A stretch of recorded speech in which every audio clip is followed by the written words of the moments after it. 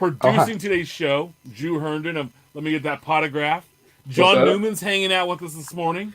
What's up, John, from Sports Card Nation? What's going on? Good morning, gentlemen. I'm Big Shep, and we're here. We're here to do I'm only here to do a giveaway today, so I'm Santa Claus. I just don't have the beard. We are the Hobby's only live call-in show. We're live every Saturday morning at 8 p.m. or 8 a.m. Pacific, 11 a.m. Eastern on YouTube, Periscope, Facebook. 10 Central. 10 Central, 11. Yeah. So you can find us. You can find us there. You can always follow us on Twitter at Hobby Hotline. We're available as a podcast on iTunes, Podbean, and some other. We're popping up everywhere else now. We're starting to get that out there. So, guys, welcome to week 2, episode 2 of the Hobby Hotline. I think last week we had some really nice responses and feedback from the viewers and listeners, and we appreciate that. But it's good to see all you guys back. Yeah, and I've also got the link posted here in the comments of the Restream chat, guys. We've got a couple of things that we're going to get to first here, like Shep said, but and then we would, like he said, we'd love the response last week, and hope to have some more of you guys in this week. But Shep, without further ado, man, if no one else has anything, let's give some stuff away to these awesome. Let's do it. Let me pull up.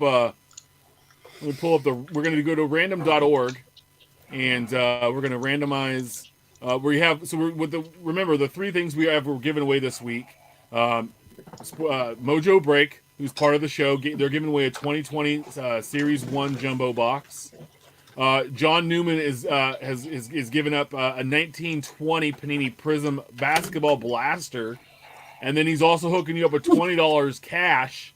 Another giveaway is $20 cash to go buy your own blaster, but then you have to share it with us. You have to show us what you pick up. So you don't have to buy a blaster, but you can buy cards or something like that with it. If you want to stop by my eBay store and make a donation, hey, that's cool too. So what we're gonna do is we're gonna randomize all the names 3 times. The one that first pot, then spot 1's gonna get the jumbo. Spot 2, we're gonna hook you up with the blaster, and spot 3, you're gonna get the cash. So let's do this. Let's see. Absolutely. Good luck, you guys, and thank you so much for subscribing to the channel, y'all. Random again. I don't see my name. Yeah, I took it out. And a final time. Let's see. All right, so we have at GNC Sports Cards. Congratulations. Nice. You won the jumbo box. At Cop and Shane, you were going to win a blaster. And at Michael_Swade, you're going to win $20 cash. So I will follow up with all 3 of the winners with the DM to let us know how to get that out to them. But congratulations, and thanks for watching. Appreciate for hanging out with listening and following the show. Exactly. Just to show we actually have it, in case anyone doubts. Yes. John Newman went and collected he rolls of pennies to do that, but we're there. The other thing too is, guys, we're 86 subscribers on YouTube. I'd love for us to hit 100. Then we can get that fancy personalized vanity URL. That'd be outstanding. So 14 more folks. Come on, give us a little follow there. Nice URL. Match my jacket. Yes. So you guys have fun today. Enjoy the show, and I will reach out to these guys, and we'll talk to you soon. All right. Cool. Thanks, Shep. See you guys. All right, y'all. Well, first off, thanks everyone for joining the show. And since we did the giveaways and everything, haven't really got a chance to say what's up to all you other guys hanging out. So how's it going, guys? Not much. It's going great. Yeah, things are going pretty well. Yeah. Daytona weekend, come on. Oh, I have to say, this is World Series weekend for Val. No, I was about to say that, Mike, your shirt is phenomenal. But it is a nice shirt. It is. It's a great shirt. Whoever designed it's a stand-up guy. Yeah, but anyway, guys, thanks. Thanks so much for joining us today. And I guess we'll dive right into it. First of all, please. The link is right there in the description. If you guys would like to call in, if you have any questions or anything, as always, call in if there's something you want to talk about, if it's a topic that we're talking about or not, whatever it may be, call in. Let's ask a question, tell us that we're wrong, whatever it may be. But guys, I wanted to jump right in if it's cool with y'all. And John, I'm glad you're sticking around for a bit too, my man. But Yeah, I'm old, so I don't got kids at home to bug me. So I'm just here to I bug hear you. you. I'm the kid in the room to bug you guys. All right. Well, right. first, I don't think we can start anywhere else, guys. And obviously, that is Optic. It's obviously big time in the hobby with Optic releasing. And Optic retail released recently, and there's been a lot of issues that people are having. First of all, with the price. When it comes to hobby, for instance, you're looking at about it originally was 100, and now you're looking at you're looking at way over that for the price of a hobby box, and 5,100 or so a case, I think it is, compared to where it used to be pretty low. And then retail, it seems to be a race to the shelves. Who can get there first? Who can get all of the stuff and then go home and sell it for an upcharge? So, let's be honest, that's the truth. And That doesn't happen. no, it never happens. Not at all. You didn't see any posts like that. Now, a lot of people assume that's what I did when I was selling, but no, I bought mine from the secondary stores. But I wanted to get, what do you guys think about this? So Drew, when you're saying it's 100, I'm looking on a couple websites. It's $430 a right. box. Well, the MSRP, when it was originally out, what it was supposed to sell for originally, what it originally sold for was $100 a box. When Panini but then distributors and everything have kind of messed this up a little bit, which we're going to dive pretty deep into. But John, any of y'all, what do you think about this with people racing to clear the shelves and just the insanity of the upcharge of Optic before we're even doing anything, Well, it's not a new phenomenon. This happens obviously with a lot of products. Yeah. Optic, I think, and Prism are kind of neck and neck for the premium where you can go to Walmart and Target premium basketball product where you can get it there and so people are just it makes sense. You see a blaster for $20 and you can sell it for 40, 45 or more. Who's not going to do that? What's the answer? Like, if you're trying to prevent that, stores don't have, either they don't want to or they don't have the time to do a limited where, hey, a minimum, you can only buy two. Sorry, max is two, but that's never going to happen. So I think this is just every year, every certain releases, you're just going to see that traditionally. Yeah, one of the folks commented, says the Hot Wheels flipping mentality, and I was thinking of the back in the 90s, of the starting lineups. Everybody's waiting for them to hit the shelves and get them to flip. Yeah, I'm kind of conflicted. I see both sides. It's great that there's so much demand in the market right now, and that the hobby demand is so strong. I think the extreme price increases that we've seen with some of these products at release is where it starts to get a little fuzzy for me. Everybody, ideally there's a situation where the manufacturer produces a product, sells it at wholesale for a profit. The wholesaler is able to add some profit incrementally onto there, and then the hobby shop and ultimately the end consumer can all benefit from that strong demand. But we're in such a situation right now where that gap is so large that distributors spike it to start with, and then collectors are spiking it even further, and speculation is driving some of this stuff through the roof.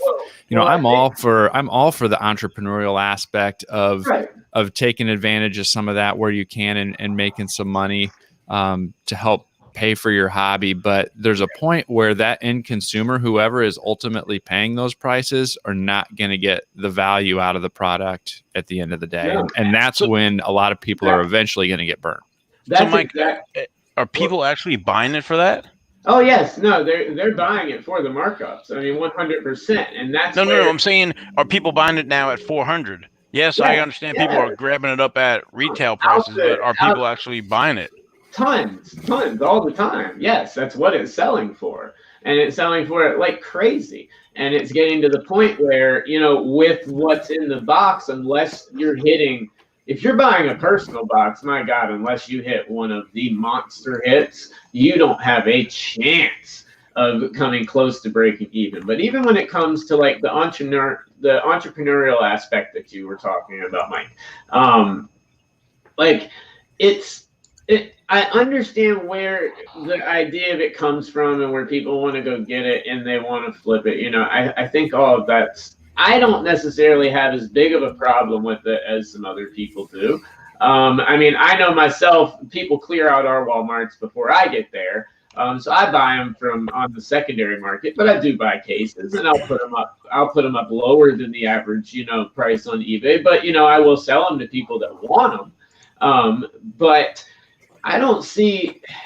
I don't know. I see a problem where the biggest issue I see is where the distributors come into play here, and where they've turned retail into where card shops. I mean, Probstein is snagging up a lot of the people in his area. He's snagging up a lot of the people from the distributors to him. He's getting a lot of that stuff before it comes on the shelves to put onto his sites. So, I mean, that's where a lot of the problems are. I mean, now it's to the point where the retailers have to take a picture, at least in Target, of them putting it on the shelves. They have to put it on the shelves, take a picture, but then what they're doing is they're taking the picture and then taking it right back off and selling it to someone on the back end. And so, there's no way to really like stop it at the way it's going right now. And this is just, in my opinion, this is just another shining example of the biggest problem I have with it is it shows the lack of the amount of dysfunction in the distribution method in the hobby. It's the wild west. It's the wild west of sports cards. The answer is, if you want to get the product, I mean, I'm going to make it sound very simple, probably not as simple as I make it sound, is pre-order what products you want to buy or resell. I know you won't get as much, but I've bought cases of pre-sale. I think that's the answer. If I want optic basketball, I go to whatever. I'm not even going to mention a wax reseller. Right. Everyone knows who they are. Go to one of them, put in your pre-sale orders. Many of them will just take a deposit, and then you can pay the balance out. Well, real fast, just one thing on what Kevin Jones said. I do want to comment. He says that he grabbed a Kendrick Nunn Velocity rookie for 15 yesterday. I just wanted to say, Kevin, I absolutely agree with you. Kendrick Nunn cards are so undervalued right now. I would chase those all day long. But anyway, back to the conversation at hand. So when people are buying these basketball boxes for 400 and getting, not getting enough value, because the distributors and everybody else in the chain is taking all that money out, they get soured on the product. We do not want them leaving the hobby. Yeah. Now, if they come to racing, they can buy, 5 or 6 boxes. Hold on, Val, real fast. NASCAR fan, you called in and you were waiting. I'd sent you a message in private chat. Sometimes it will take us a moment to get to you. Please call back in. I was about to pull you right in and then you disappeared. So call back in, buddy. We'd love to have you back in. It just sometimes takes us a moment to be able to get to that call. But all right, Val, continue, please. Yeah, no, saying, it's great that the prices are escalating, but they're escalating too quick, and that these, basketball fans are buying these boxes for $400. Yeah. And then we don't want them leaving the hobby because they're going to be soured that, they didn't get at least some of that value. They're, at $100 a box or $200 a box, they're probably worth the price. But what I was saying, though, is, there's other sports like NASCAR that I was going to say that you can get 6 or 7 boxes for that $400. So I'm done, Russ. Very true. Yeah. Everybody's chasing that big hit. And then, John, I'm sure you probably don't remember, but what would a pre-sale be? Because I was on the impression that, they were already starting to increase the pre-sale prices. Probably not to the point of $400 a box, but Oh yeah, I mean it goes up the closer to release date. Some of the probably sellers don't even they're not even there's a window where they cut off the pre-sale and then Yeah. it's just you got to wait till it comes out. But that's my point. I understand that everyone can always do that, but that if you know, like if I'm a basketball guy and I know I want to open 8 boxes of Donruss Optic, go to one of your favorite wax reseller.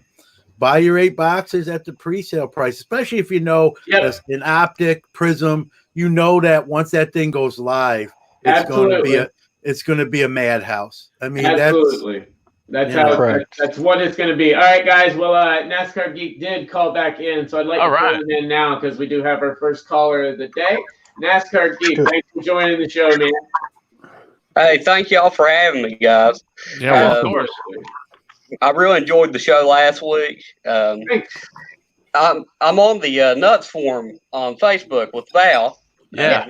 Appreciate I'm you, in Val, there. for the hobby, man. I love NASCAR radio and everything like that. Appreciate what you do because it seems like there's a minority of us NASCAR guys out there. But It's that growing. is true. It's growing, though. It is growing. I'm trying to get the word out.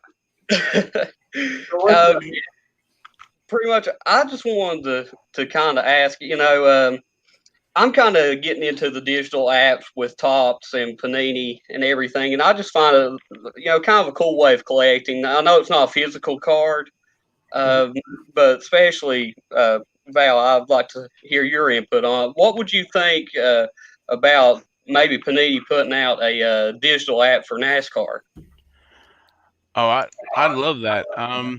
Anything to increase the NASCAR trading card kind of awareness across all different platforms, both physical and then the virtual stuff.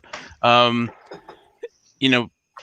think it's hard, I guess, to have it not. Well, they don't have an exclusive, but because NASCAR is lower in the pecking order than behind baseball and basketball and football and hockey and stuff, that I think because everything is so hot and the market is so great that they're not putting those resources in it.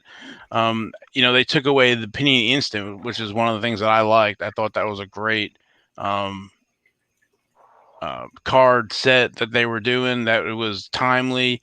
I would love to see them do the digital, like baseball and some other stuff, or basketball. Yeah, I think it would only help. It would only help bring exposure to the hobby and bring exposure to the sport and what it might mean to collecting. Because I think you'd have people that start with the digital stuff and say, hey, that'd just be cool to have a physical card of this too, and move on into the physical realm. And so I think it'd be great if they did that. Yeah, I was thinking that they would go maybe with the sticker and do a sticker book for NASCAR. It's a low entry, gives people something to start collecting. Get them started early. Oh, for sure. Yeah, it's one of those where I've seen it when Topps first brought it in with baseball and Star Wars and all the other apps, and it only helps to spread both the content, but also you wake up in the morning, flip, open a couple packs, set it down, you're done for the day. Well, that's a start. It can't hurt. Yeah, no. Why not bring it in? Absolutely, and that's where I think I just said the hobby's starting to grow there. Well, that I think would be a great way to help it continue to grow and bring that younger audience in, like you'd said, Val, which is crucial to getting that to grow. Yeah, that's a great question. I didn't even think about the digital. I've been thinking about the stickers and some of the other stuff. That's a really good question. Well, thank you. I know when I was a kid and I was starting to collect, my biggest thing, as like a 7, 8-year-old, was money management. Either I could buy a Winner Circle card for $5, or I could go for one of the press pass packs that were out, and it was kind of a dilemma. But I think anything that is free can definitely attract younger people, and I love the hobby so much, and I would love for kids to get in any way they can, physical or virtual. Yeah, it'd be good if Panini had like an e-pack system, like Upper Deck has. Yeah. Well, that hopefully that comes one day here soon. Yeah. Well, NASCAR Geek, thanks so much for joining the show, man, and thank you so much for tuning in the first couple episodes while we still iron out a couple of kinks here. No problem. Thank y'all for having me. Yeah, have a good one. Thank Call you. in anytime, bud. Have a nice one. Have a good day. See, guys, it's absolutely that easy. You literally click a link. I just posted it right here. It's in the Restream chat. Just click the link. You can join the show anytime. If you've got any questions about any issue, if it's not NASCAR, obviously, anything you want to talk about, just let us know. Call in. We will be happy to talk about all of it. So guys, I guess, does anyone else? I mean, we have another caller. With NASCAR, is Panini doing? I'll ask this to Val. Is Panini doing a good job getting to the races and promoting their cards and maybe giving away packs or promos, or are they at the events themselves? So, I would thought they would have tried to have done a better job, but I don't, again, their marketing is going everywhere, and they've done some stuff where they've sponsored Gary Galding last year on his car. So it was a Panini car. It was awesome. They gave Gary Galding some cards that they gave away in the garage. They did some stuff with the dealers. I think it was at the dealers convention that they had Joey Logano and Gary Galding there to sign, and they gave away a little car. I've been talking with them. Like I said, I was hoping they'd do some track promos, possibly the sticker card, something cheap that they could do, maybe something for Jimmy Johnson since this is his last year. If I was running it, that's some of the stuff I would do, but I know it costs money. They've already paid for the licensing for NASCAR, so I, thought NASCAR would do a little bit better job with Panini to help their brand, but that's one area, Val, where I think you're going to see an improvement here soon, because it's starting to pick up a little bit. I think they were hesitant to go so hard into it because they'd gone into other ventures in the past all in, and it failed for them miserably. So I think they were taking a really slow roll approach with this because they know they have it locked down. The exclusive's locked down. They have it. So they can go, and build this up. And NASCAR is obviously, as good as Panini is doing with their products, the products coming out are phenomenal. And I don't even collect NASCAR, and I love them. I love them. They're fun to open. So the stuff they're doing is excellent. I just think they kind of took a slow roll approach to this to make sure that they were going to see that increase, but they need to do something because the market's there. If they put more stuff out there and do a little bit more advertising, promotion, publicity wise, I think you're going to see a major increase, especially when people see all these other articles where other cards from other sports are going for astronomical amounts of money. Yeah, I have seen. I was going to say this weekend with the race coming up, I have seen a few social media pieces or spots that Panini's put out advertising the new release of Donruss and the race this weekend. So it seems like maybe they are starting to get that hint, like you said, and we'll see how that plays out over the course of the season. But I was encouraged. They've done some kind of guerrilla marketing type stuff. Last year, they produced a Fox announcer set. Yes. They only made 200 sets. I talked about it on my show, that they have Jeff Gordon. So Jeff Gordon really is not under contract with Panini. He has no NASCAR cards except for that Fox announcer set. So you showed it to me. It's really cool. But guys, we have another caller that's called in. I don't want to keep them waiting too long when they are in. So we're going to pull them right in. And what is up, my man? How's it going? What's up? What's up, buddy? Not much. I don't have anything to say about NASCAR. That's fine. That's okay. That's fine. Bring it on, Cats. What I want to talk about is remember last week I called in and we were talking about PSA. Yes. So you guys want to discuss the new news of the week? Yes, absolutely. I would love to. Bring it on, Cats. What's the question? Bring it on. What's everybody's opinion on BGS taking away guaranteed times now? Well, anyone want to take the reins with this? I got a lot to say, so I'll The wait. hobby's really good right now. Well, I mean, would Beckett Grading making this announcement right after PSA? Man, talk about bad timing. I mean, that's the opportunity to me not to do that. You know, I know everyone's like, well, just hire more graders. That's the easy answer, but I think that is part of the answer. Is you have to hire. If business is good, you've got to hire more people to get the production out. So, all right. Well, I talked about it on the show this week a little bit with that, and one of the things that I said, and I said it I think on this show last week, is I thought BGS was going to see a massive influx of submissions in the past week.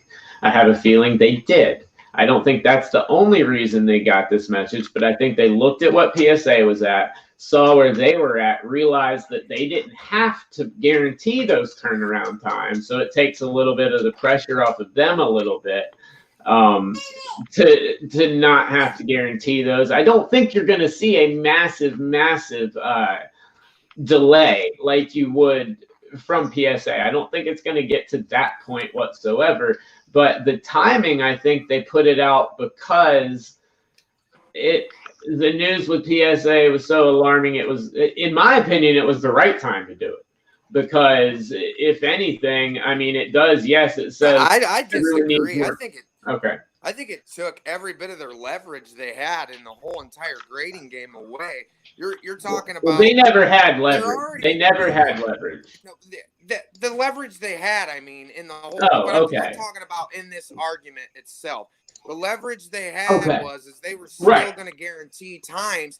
And we already know that BGS is behind PSA when it comes to resale and the way they grade and all of that. So I think Beckett dropped the ball tremendously on this opportunity. I think they should have went and hired 5 or 10 more graders, kept their guaranteed times, and even stepped their game up a little bit, and maybe even put out an announcement saying, "Hey, we've added 10 graders." Well, hey, I'll agree with that. They 100% should have done that. But my thing is obviously in their eyes, they don't feel they can hire more graders. No, they just made it look like they can't compete at this point, Drew, is what they did. They made it look like they made it look like they're not looking to take over the submission game. I get it from the viewpoint you're talking about on this article. I'm looking at it at a different aspect, but I do agree with you on this. In terms of if that's what their end goal was, then I do agree. But everyone else was. But that's obviously not their end goal, Drew. I think they're happy with what they have. That's what they just showed us, is that they're happy with the business they have and where they are. So to add to this, because and I don't know necessarily that the episode is aired on Dr. Beckett's podcast, but at his dinner, he had one of the higher ups at Beckett, the grading department specifically, and he said that they're looking to hire, but they don't want to hire just anybody off the street. They want qualified people who know what to look for, what's fake, what's real for graders. So two, they have the turnaround time down. They're working on it. They're trying to get it down further. Yeah. I'm just lost on the whole grading aspect on looking for graders, because there's plenty of us out there that they could get if they would just put a thing online or something saying, "Hey, come to our school." They need to pay more. They need to pay more, first of all, because people don't want to do it. But also, I think this screams to we need to automate some of the system. They need to, instead of PSA sinking that money into that microchip that's going to be on slabs to prove they're authentic, sink that money into automating the centering process or automating the surface process of your cards. Knock out one of those subgrades, take that away from an actual grader, gives them less, it takes the entire process less. It doesn't have to be every single thing fixed at once. If you can cut out one part of it from computer automation, then you're good to go. And I think that's right. But Mike, what were you about to say? Oh, it wasn't me. I wasn't getting. Oh, I got a question. I have one that I don't know. Everybody that went to the national, did you see that PSA had a little competition about grading cards? Yeah, They did. Yeah. Did anybody do Yeah, it? I did. Yeah. I did. All right. Well, my question is, does anybody know what it takes to become a grader in this chat we got going on? Apparently, just anybody that can stamp 10, 10, 10, 10, 10, 9, 10, 10, I don't know 10. about that because that guy didn't get mine. Cats, I do know the answer of how you can become a grader, and that is when Beckett and PSA, they will put, at least I know with Beckett, they will put out the jobs will be out there. They will put them out that they are looking for someone, and you can apply because I know someone that went through the ranks and now is a pretty high up there.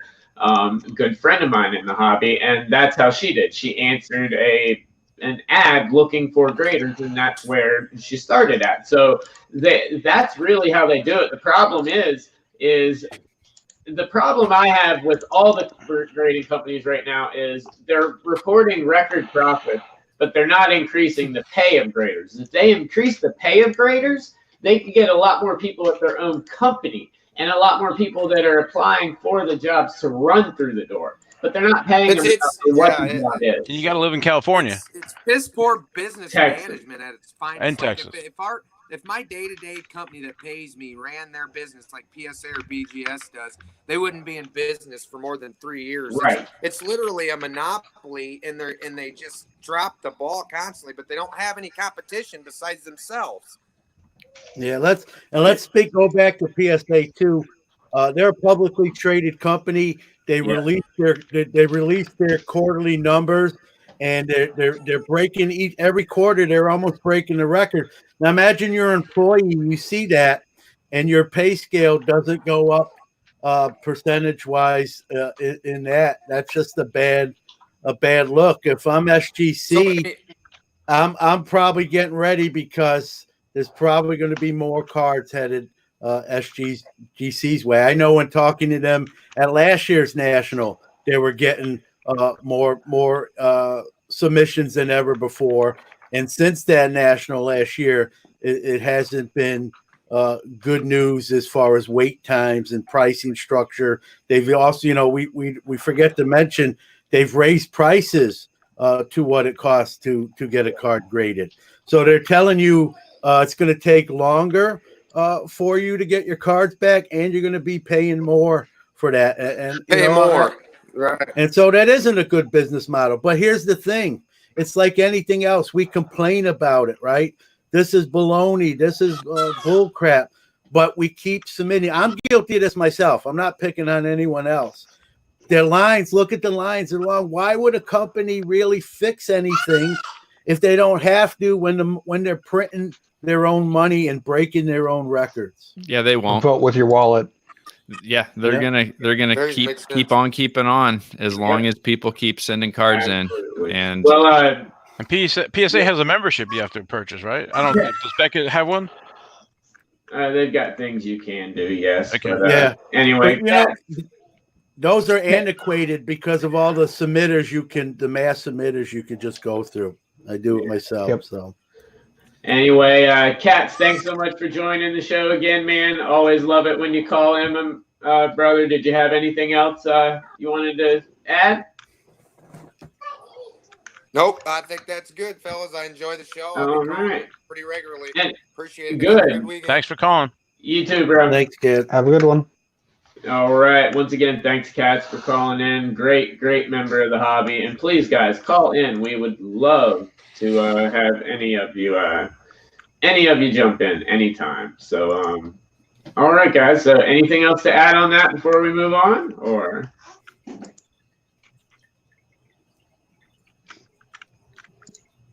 Guess not. Yeah, let's move. All right. Well, we're gonna move on then, and one thing that's bothered me at least a lot in the hobby, and I kind of wanted to ask you guys a little bit about this, and it was when we were doing the the discussion on the $1 million rip party, and I was talking about how I thought the presentation, at least in my eyes, wasn't necessarily the best when you're going through social media. And so it kind of got myself and a lot of us thinking about this. And I wanted to ask, for one, you guys and everyone out there watching, please call in and let us know, because these people are people in the industry do listen to this show. But how can card companies better utilize social media in the hobby? Because I think when I look at all of them, I think they're really missing so many golden opportunities. Well, seeing as the fact that I was there, yes, things that they could have addressed. One, it seemed like if you're going to have time to hop in between lines and say, hey, this breaker just had the 1 of 1 hit for the in the name, or this person has a 5 of 10 dual auto of this person, that person. There was like 1.5 feet of space between each table. They were all cramped in. Yeah. They were essentially just work, break, can't stop to talk. I mean, there was really no point for any of the media people to be there, because outside of Topps' initial presser and, hey, here's Pete Alonso to address a couple questions, open the first pack, and go, there really wasn't any point, because you couldn't stop to talk to any of the breakers. There was no time to. And yeah, Topps had a few individual events where they'd have the space and the room to address people, but it really wasn't a social event. It was just hey, we have a thing, and we need to improve next year. So it sounds like it was a marathon instead of a party. Well, yeah, I mean, I talked to one breaker at the very end, well, at least when I considered at the end, and they were saying, they had it down to 22 minutes for the last 3 breaks of each case. Huh. Are they being held foot to the fire to make sure that Topps gets their number before the 1 a.m. ending time? And that was another thing that seemed like it stressed out, was that, as time went along, everyone's attention and energy just drained. Right. Why not start the event at 8 a.m., 9 a.m.? Well, I think, I don't want to talk, like I did speak to Steve Chata, one of my sponsors of Sports Card Nation. He was one of the breakers, 101 card shop. And they only had, it's like renting a banquet hall. They only had the facilities for an allotted amount of time. They were told, when this time hits, we got to be out. Yep. And I would have liked to see that event happen on the turf. I mean, how cool would have that been? There was another That's what I thought event. it was going to be. Yeah. There was another event, from what I'm being told. I wasn't there. Steph was. Maybe he can speak more. There was another event or something going on the field, which precluded Topps from being on the field. But correct.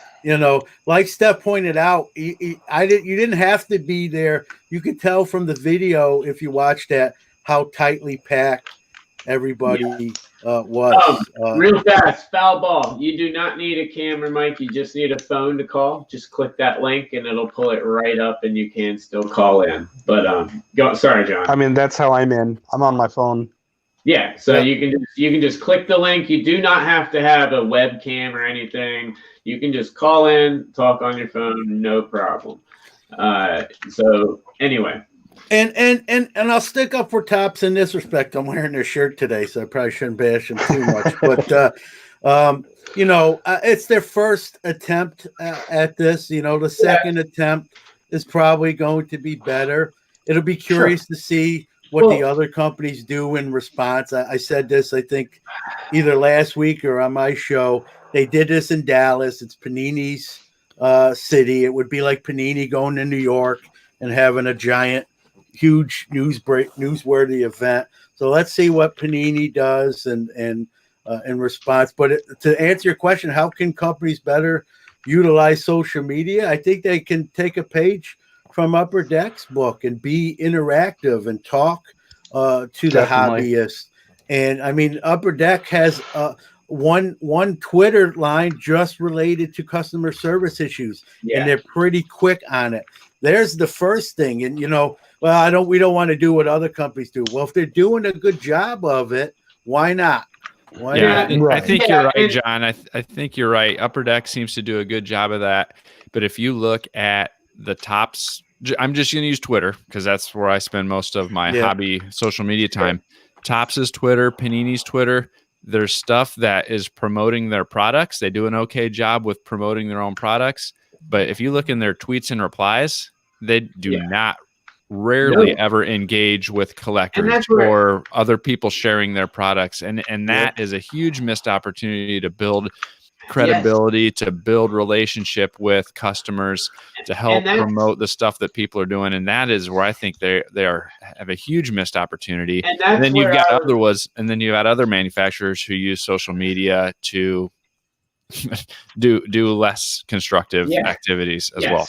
Have arguments with people. Where I was, and that's where I was. And they'll text. They'll also text you when you're out to dinner on vacation when they listen to your podcast. But anyway, I do want to make it clear. I'm not, in no way, shape, or form am I bashing any of these companies, like you said, John. Definitely not. But one of our jobs as people in this hobby is to critique and analyze, and I would hope they would take this as constructive criticism. They do good things on social media. They do, it's not awful. But when I'm looking at everything, I just see, like, the $1 Million Rip was really just an example, but you nailed it, Mike. One of the things was the lack of response to collectors, the lack of person-to-person response. A lot of the stuff that you do see are just generic copy-paste stuff like I have for the scammers group in Facebook when someone asks me the same question for 1,000th time. It's a canned response that they send out. It's not anything personalized, and if they send one, you're lucky if you get a second. And that's where, and it's not just Topps, it's every other company. And some of them are better than others and at certain areas, but I've yet to see any of them fully really take advantage of it. And if they don't see how much of this hobby is on, they've got to see how much of this hobby is on social media. They've got to someone has to walk into these rooms and say, like, look, we've got to dedicate more time to building a strong social media team so they're equipped to do that. I think it's one of those things where it's like, listen, we want more interaction with you. We love the hobby. We want to participate, and we want you to be a part of the conversation. And so, like you said, it's not a bashing thing. No. It is a plea for please be more engaged with us. Exactly. I thought it's that. Well, I was just gonna say we're not bashing them. We're giving them some ideas of how to improve. We're not just saying company A sucks and they can never be good. Right. That's and like me and Mike were saying, it's just a matter. Topps and Panini, I always feel like their social media is they just post something. Here's the new product, first off the line tomorrow, and then they go put the computer away and that's it. Where some of these other companies, Upper Deck, at the forefront, are engaging their clientele, and that's huge. And that correct. It just seems. Yep. Go ahead, good. Steph. I was going to say it just seems like it's less robotic to just actually respond to people. Yeah. Yes, 100%.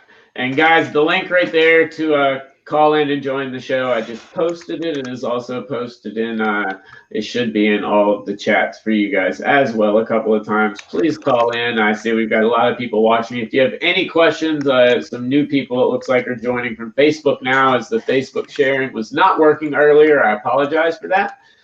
Thanks, Cats, for the watch party also. But guys, call in if there's any question you have on the hobby, anything from this week, if there's anything you want to say about the optic release, anything, just call in. This is your show.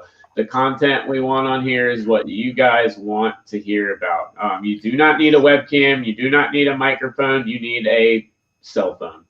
That's it.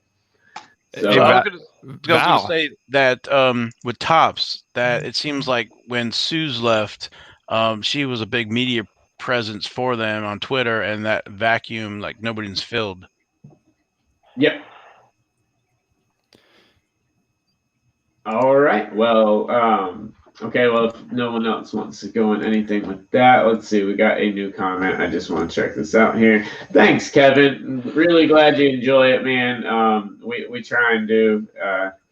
We're trying to do everything we can here to give you guys something fun. We really want to hear from you guys a lot. I know it's early for a lot of people, but and it does not, once again, have to be on the topic that we are discussing. But before we wrap up, guys, we got about 10, 13 minutes left.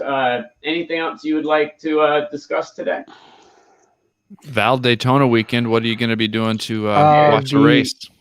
Well, actually, so one of the things that I saw that caught my eye was for the first time since 2015, NASCAR is going to be releasing the purse and the breakdown.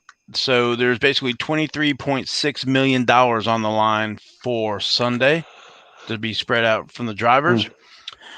So they published that, and then in 2015 they stopped that. So I thought that was, I always like to see what the folks won. So, but to your Mike, to your question, I'll actually be at the Hall of Fame, NASCAR Hall of Fame in Charlotte. They have race viewing parties for some of the big races. So they have a large theater where they when you come in, you watch a little movie. There's 3 big screens, and they'll have it satellite feed in the center, 2 in cars on the left and right. You can get a scanner and nice comfortable chairs, and then all bunch of NASCAR fans. So I'm looking forward to that tomorrow. Cool. Yeah, I picked up a couple boxes of Donruss Racing that just came out. I opened one this morning, and I'm trying to decide if I'm going to open the other one today or if I'm going to wait till tomorrow and open it during the race. And so, now, if I thought about if I had some, I'd take it to the Hall of Fame and open it while watching the race. So, but the product looks amazing. I haven't busted any yet. Yeah. I'm looking forward to it. Just it seems like it's getting better and better every year with Donruss. Cool. All right, y'all. Question for Val, if I may. Yeah. Val, we were talking about earlier about Panini. Well, we can include Press Pass in there about going to these events to give away cards, promo their products, get the word out there. You go, correct me if I'm wrong, you're at the Hall of Fame quite often. Do they have a presence there at all? Does any of the card manufacturers go to the Hall of Fame itself and do any promotion? So I'll tell you, in the past, Panini has sent cards to the NASCAR Hall of Fame, and during these race viewing parties, they'll put out a box or 2 for the kids to grab packs. I'll have to check now that the Donruss is out, but sometimes they have some cards for sale in the gift shop. Mm-hmm. But they have not come and done a presence with them. I think they want to work with them. I think the NASCAR Hall of Fame, which is actually run by the city of Charlotte, I'm trying to work that relationship to try to get them to do something, because I think it's a no-brainer, and trying to do something with the Hall of Fame inductions and stuff like that. So I'm hoping I can wear them down and the 2 of them will get together and do something. But I think it's a perfect marriage there. Yeah, think about the Hall of Fame induction. You make a Hall of Fame induction set, whatever, how many get inducted, you make a 7-card, 10-card, whatever that number is. I mean, that's the perfect segue to do something like that. Yeah, I'm trying to get the NASCAR Hall of Fame that they do something for members. If you're a member to Mission, whatever, that they do stuff, and they've done die-cast cars and stuff like that. I'm trying to get them to do a members-only trading card set. So we'll see. Cool. Hopefully that happens. But actually, you know what, John, when you're saying that, they have done. Scott Prescia at Panini has done a couple of. I guess it was a couple of years ago, real quick, that they have cars on Glory Road, and there was a Bobby Allison Coke car, and so they printed and sent to the Hall of Fame to give out when they presented the Coke car a 5x7 prism of the Bobby Allison car. So it's exactly like the prism, but it's a larger one. It's really cool. Very cool. Nice. Well, before we wrap everything up today, guys. Junk Wax Twins. I know there's something else we wanted to touch on before we wrapped up, so I'll let you start it off, man. Sure. Yeah, it's unfortunate that we had to break the news that one of our hobby friends and at least Twitter legend has passed away. His son's posting on his account, Larry Robideau, at MRDS Grumpy.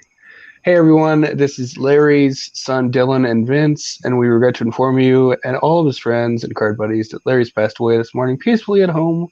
Know he valued all of your friendships and loved all the kind words sent to him since this battle started. If anyone would like to share some stories, you're more than welcome to do so. Contact. Then he provides a username at MRDSGrumpies_son. I'd love to hear you all and loving a memory of Larry Robideau. Yeah. You know, Larry, what's that? No, go right ahead. Go right ahead. I was going to add that, you know, we'd seen that he was in the hospital towards the end of last year, and he was talking about oncology and the C word and everything else. And it's just an unfortunate end of the week. It really is. I actually got to, when I first got on Twitter, he was one of the first people that I actually really had some, like, intimate, so to speak, you know, like in-depth conversations with. Always one of the nicest guys on there. Loved the hobby, and was just a wonderful person. So just wanted to send out condolences to his son and his family, because he really was a wonderful member of this hobby community. Definitely. Yeah, I didn't know him super well. I know we exchanged some Twitter. You know, we say, hey, I liked the show this week, and I thank him for saying that. I knew he was very active on Twitter, so the last few weeks, that activity unfortunately decreased. So I had a sort of a bad feeling. Things were not good, and then, like Steph said, his son posted through his account the unfortunate news. So I'd like to reiterate thoughts and condolences to the Larry Robideau family during this difficult time. Definitely. Absolutely. All right, y'all. Well, anything else anyone would like to touch on today? And anyone that wants to call in, feel free. But anything else you guys got on? John, actually, I got something I want to talk to you guys on. We might actually go over. Sorry, I forgot to add this into the notes. But John, your tweet this morning made me want to talk about it. So we're going to talk about it. This whole blowout wax equity program that's going on now. I don't know if many of you have heard about it, but they're pretty much giving you, for the low price of about $25,000, you can purchase equity in sealed boxes of, I mean, I didn't go into all the details. I don't even know if you know what all the boxes are, but supposedly the top products of the last, you know, however long it is. And you know, you pretty much treat it like stocks on how this on how the values go up and down. So what do you guys? I hate to say it, the word that, you know, drives some people, at least one person that's not on the show but is a host, crazy, and that would be the investment word. But I mean, this just seems like trying to really take the hobby and turn it into, I mean, a stock market. And John, you raised in your tweet a ton. In 140 characters, you raised about 10 different valid points. I did my best. I mean, it was tricky. I had to like take out some words, and my English is not great to begin with, and I think I downgraded it. But thankfully, I got my point across. To me, they have a 65-page document pertaining to this equity fund or wax equity fund. I don't even know how to coin it, but I'm not gonna lie, I didn't read all 65 pages. I got the general gist of it. Some of the issues that have been raised about it is that they're assessing the value themselves. It's sort of a conflict of interest, rather than have a third party, appraisers, someone with no skin in the game, say this is the true value on the market. So there's one thing. And if I'm someone who does stocks and 401ks, and if I'm going to put my money into something, I want it evaluated by not someone that's handling my money, but an outside source that can be a true evaluator of it. A lot of other people have brought up the point that not every wax product on that list is that really high in demand stuff. So this is an opportunity sort of for Blowout, maybe to move stuff that is not easy to move anymore after a year or two of not being new. So there's a lot of questions. And listen, I'm not a Wall Street guy per se. But if I'm going to, $25,000, if I'm going to spend $25,000, I'm probably going to do something on my own, buy my own wax. I'm going to buy cards, or I'm just going to go to the stock market and buy stocks. But to just hand Blowout $25,000 and say, take care of this for me, no. Anybody else got any feelings on this ridiculously absurd program? I mean, this new program they rolled out. It just really broke. So it's yeah. No, the reaction's perfect. I don't know. It doesn't bother me. Why not try? It's at a minimum, it's going to be fully transparent. You've got a list of every product that's in here, the value that they're currently valuing it at, that you're buying into. And so, hey, I think it's no. What were you going to say? Sorry. I was going to say, if that's what if somebody's got the 25,000 and they're an accredited investor, and this is how they feel like they want to take a stab at making an investment that's a little bit different than a traditional investment, go for it. But it's not something that I'm going to pursue. Right.